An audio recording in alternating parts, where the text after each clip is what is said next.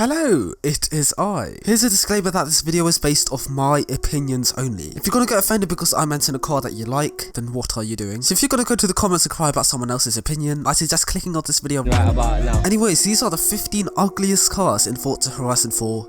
Enjoy the video. Number 1, the Citroen 2CV. I haven't met a single person on the earth who doesn't find this car hideous. And if someone does compliment it, it's because they feel bad for the car. I mean, even Tracy Beaker hated this car, as he said it looks like a hairdryer, which it actually does. I mean, look at the wheels on it too. It literally looks like it came out of a wheelbarrow. Honestly, man, this car is quite terrible to look at. Number 2, the 01. I'm sorry, but this car had to be on the list. If you look at the front of the car, it looks really good. Look at the back, it looks really good too. However, looking at the overall shape of the car, you'll realize how terribly proportioned this car is. I mean, it just looks like a terrible replica of a Lamborghini Centenario. Being honest with you, I never thought this was an actual car company until a week ago. So yep, striking to look at, but really terrible too. Number 3, the PLP50. I love the PLP50. Absolutely love the thing. I think it's the cutest little car ever. But my god, is this ugly. I mean, it just looks like a little Tykes car with an engine inside of it. The wheels literally look like it came out of a capacity hand truck. The body looks like it's plastic, which it probably is. And the steering wheel. Look how big that steering wheel is, man. And the seats look like a sunbathing chair. All in all, this is a very cute car, but very ugly too. Sorry, PLP50. Number 4, the Frog Eye Sprite. Look at the car, man. It looks like a frog, my G. The Ford Anglia. Ron Weasley's flying car. I quite like the look of this car, to be fair. It's really quite nice. But what is that roof doing, man? Number 6, the Bugatti EB110. I absolutely love the EB110. Ever since the Bugatti Veyron was announced, I've been obsessed with Bugatti and more specifically the EB110, as it was the latest Bugatti of the lineup at the time. The car was incredible. I love the Type 35 inspired wheels, the scissor doors, the overall shape of the car, the little Bugatti arch in the grille, the interior, and especially the back of the car. But Bugatti, what have you done to its eyes, man? The headlights are way too close to each other. I mean, I get that it's to channel the airflow, but why do that? This was the era of pop-up headlights, so they could have made use of them with this car. Anyways, enough of me bickering about this car. Yes, it's an ugly car, but I still really love it. Number 7, the AMC Gremlin X, or 10 something. Looking at the front of this car, you think it's a powerful classic muscle car, but as you gradually get to the rear of the car, you'll realize how,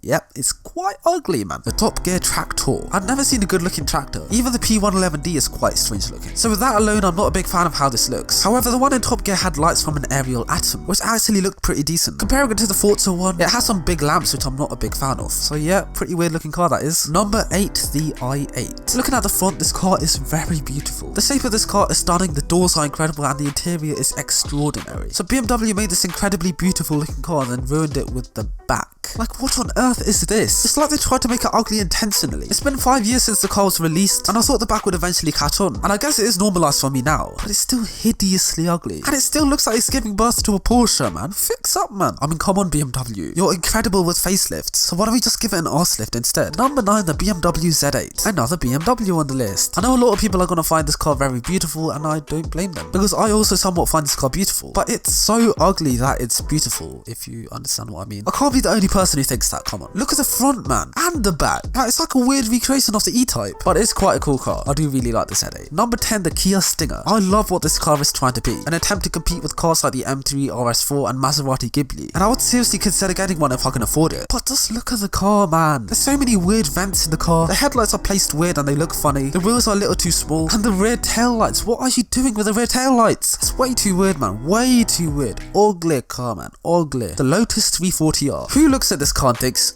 yeah, that's a good idea. Yeah, we'll put that into production. When I first saw this car, I did not even think it was a kit car. I thought it was some sort of amphibious vehicle. I'm not even joking, man. How is this even classed as a car? Stupid thing, man. Stupid. Number 13, the Reliant Supervan. Who decides to put 3 wheels on a car? Number 14, the BMW 2002. Yes, the 2002 is a very legendary car, and I do really like the car, but it just looks like a baby 3-litre CSL, and that makes it look really ugly. The one lamp on each side of the car doesn't really suit the car very well. They should do 2 on each side, but everyone has their own opinions. I'm just not a big fan of the style. Finally, at number 15, the Tamo Race Mode. It's powered by a motorcycle engine producing 190 brake horsepower. With the lack of power, they had to make the car 800 kilos, and in order to keep the weight down, they had to make the car really short, which makes the car look really weird. The ride height of this car doesn't really do the car any justice either, and the interior of the car looks really cheap and tacky. Also, the available paint options for the car makes it look like one of those weird, cheap, plastic remote control cars you find at the dodgy corner shop. But the company have made a 002 version which resolves some of the issues and makes it look more aggressive, but it's still not really a car that I'll consider buying.